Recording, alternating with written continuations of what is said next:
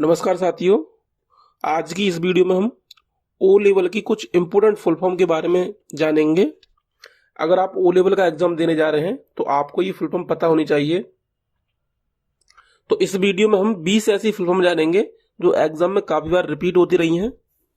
तो इसमें से पहली जो फुल फॉर्म है वो ISDN स्टैंड फॉर, यानी ISDN का अर्थ क्या है, यहाँ पर हमें इसको फुल फॉर्म बतानी है।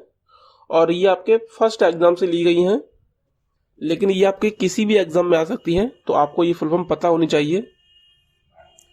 तो यहाँ पर हमें ISDN का फुल फॉर्म बताना है। जिन भी स्टूडेंट को अगर फुल फॉर्म पहले से पता है तो वो कमेंट में टाइप करके अपनी प्रैक्टिस कर सकते हैं। तो यहाँ पर हमें ISDN का फुल फॉर्म बताना है। तो ISDN का जो फुल फॉर्म होता है वो इंटीग्रेटेड सर्विस डिजिटल नेटवर्क होता है, यानी कि ऑप्शन ए इसका राइट आंसर हो जाएगा। अगला यहाँ पर क्वेश्चन दिया हुआ है XML स्टैंड फॉर, यानी कि हमें XML की फुल फॉर्म बतानी है। तो चार ऑप्शन दिए हैं हमारी: extra markup language, extended marking link, excellent markup language और एक्सटेंडेड मार्कअप लैंग्वेज। तो आपकी डी जो ऑप्शन है वो आपका राइट आंसर है, एक्सटेंडेड मार्कअप लैंग्वेज। अगला यहाँ पर क्वेश्चन दिया है DNS स्टैंड फॉर, यानी कि हमें DNS की फुल फॉर्म बतानी है। तो चार ऑप्शन हमें यहाँ पे मिलेंगे: domain name system, domain name single, domain number system और डिस्क नेम सिस्टम। तो DNS की जो फुल फॉर्म होती है वो डोमेन नेम सिस्टम होती है। तो ऑप्शन ए इसका राइट आंसर हो जाएगा। अगला यहाँ पर क्वेश्चन दिया हुआ है TCP स्टैंड फॉर, यानी कि TCP की हमें फुल फॉर्म बतानी है। तो ऑप्शन ए दिया है transmission control protocol, option B है आपका transistor control protocol, option C आपका ट्रांसफॉर्म कंट्रोल प्रोटोकॉल और ऑप्शन डी है ट्रांसमिशन कम्युनिकेशन प्रोटोकॉल। तो TCP का जब फुल फॉर्म होता है वो ट्रांसमिशन कंट्रोल प्रोटोकॉल होता है। ऑप्शन ए इसका राइट आंसर हो जाएगा। अगला यहाँ पर क्वेश्चन दिया हुआ है OSI स्टैंड फॉर, यानी OSI का हमें यहाँ पे फुल फॉर्म बताना है। ऑप्शन ए में दिया है आपका open system interface, option B में दिया है out system interface, option C में दिया है ओपन सिस्टम इंटरकनेक्शन और ऑप्शन डी में दिया है आउट सिस्टम इंटरकनेक्शन। तो यहाँ पर OSI की जो फुल फॉर्म होती है वो ओपन सिस्टम इंटरकनेक्शन होती है, यानी कि ऑप्शन सी इसका राइट आंसर हो जाएगा। अगला यहाँ पर दिया है HTML की फुल फॉर्म। यहाँ पर हमें HTML की फुल फॉर्म बतानी है। काफी इजी सा क्वेश्चन है ये। तो HTML की जो फुल फॉर्म होती है वो हाइपर टेक्स्ट मार्कअप लैंग्वेज होती है। तो यहाँ पर हमें देखना है हाइपर टेक्स्ट मार्कअप लैंग्वेज कौन सा है, यानी कि ऑप्शन नंबर ए इसका राइट आंसर हो जाएगा, हाइपर टेक्स्ट मार्कअप लैंग्वेज। अगला यहाँ पर क्वेश्चन दिया है what is full form of www, यानी कि हमें www जो वेब एड्रेस होता है वो www वहां पे लगा होता है सबसे पहले। तो वहां पर हमें www का फुल फॉर्म बताना है। तो www की जो फुल फॉर्म होती है वो वर्ल्ड वाइड वेब होती है, यानी कि ऑप्शन नंबर ए इसका राइट आंसर हो जाएगा। अगला यहाँ पर क्वेश्चन दिया है EEPROM, यहाँ पर मैं EEPROM की फुल फॉर्म बतानी है। तो सभी क्वेश्चन की तरह इसमें भी चार ऑप्शन मिलेंगे हमें। तो EEPROM की जो फुल फॉर्म होती है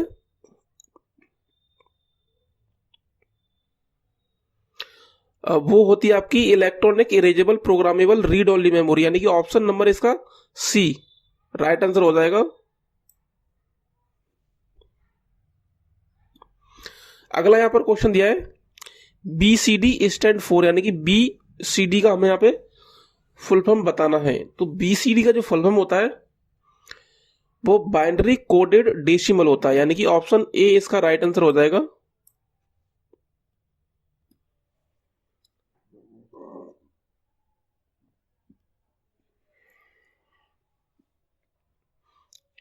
अगला यहां पर क्वेश्चन दिया है EBCDIC, इसकी हमें फुल फॉर्म बतानी है। तो इसमें भी हमें चार ऑप्शन दिए हैं। तो हमें यहाँ पे EBCDIC, इसकी फुल फॉर्म बतानी है यहाँ पे।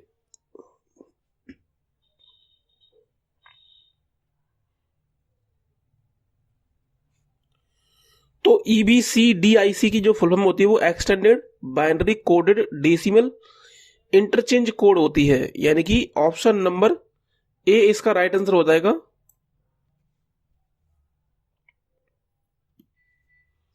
अगला यहां पर क्वेश्चन दिया है MICR स्टैंड फॉर, यानी कि MICR की हमें फुल फॉर्म बतानी है। तो MICR की जो फुल फॉर्म होती है वो मैग्नेटिक इंक करेक्टर रीडर, यानी कि ऑप्शन ए इसका राइट आंसर हो जाएगा, मैग्नेटिक इंक करेक्टर रीडर। अगला यहां पर क्वेश्चन दिया है इन नेटवर्क वैन स्टैंड फॉर, यानी कि नेटवर्क में वैन की फुल फॉर्म क्या होती है। तो वैन की जो फुल फॉर्म होती है वो वाइड एरिया नेटवर्क होती है। तो यहां पर हम देखेंगे wide area network, option number B इसका राइट आंसर हो जाएगा। अगला यहां पर क्वेश्चन दिया है MSI स्टैंड फॉर, यहां पर हमें MSI की फुल फॉर्म बतानी है।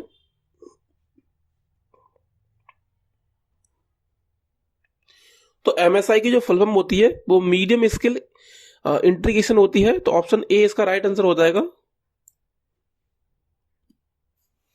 अगला यहां पर क्वेश्चन दिया है VGA क्या है, यानी कि एक तरह से हमें VGA की फुल फॉर्म यहां पे बतानी है। तो VGA की जो फुल फॉर्म होती है वो वीडियो ग्राफिक्स एरे होती है। तो video graphics array, option A इसका राइट आंसर हो जाएगा। अगला यहां पर क्वेश्चन दिया है CD-ROM स्टैंड फॉर, यानी कि हमें CD-ROM की फुल फॉर्म बतानी है। तो CD-ROM की जो फुल फॉर्म होती है वो compact disc read only memory होती है। तो यहां पर हमें देखना है compact disc read only memory कौन सा दिया है। तो compact disc read only memory, यानी कि ऑप्शन नंबर डी इसका राइट आंसर हो जाएगा। अगला यहां पर क्वेश्चन दिया है यूनिवेक क्या है। तो एक तरह से हमें यूनिवेक की फुल फॉर्म बतानी है। तो यूनिवेक की जो फुल फॉर्म होती है वो यूनिवर्सल ऑटोमेटिक कंप्यूटर होती है। ऑप्शन ए इसका राइट आंसर हो जाएगा। यूनिवेक की जो फुल फॉर्म होती है वो universal automatic computer, option A इसका राइट आंसर होगा। अगला यहां पर क्वेश्चन दिया है EPROM can be used for, EPROM का प्रयोग कहां किया जाता है। एक तरह से इसकी हमें आप फुल फॉर्म ही यहां पे बतानी है, क्योंकि हमारे पास यहां पे 4 ऑप्शन दिए हैं। तो EPROM का जो फुल फॉर्म है वो आपका electronic programmable read only memory.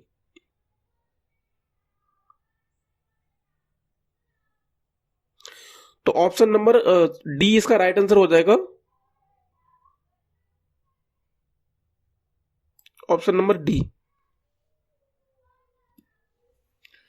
अगला यहां पर क्वेश्चन दिया है IRCTC का पूरा नाम क्या है। यहां पर हमें IRCTC की फुल फॉर्म बतानी है।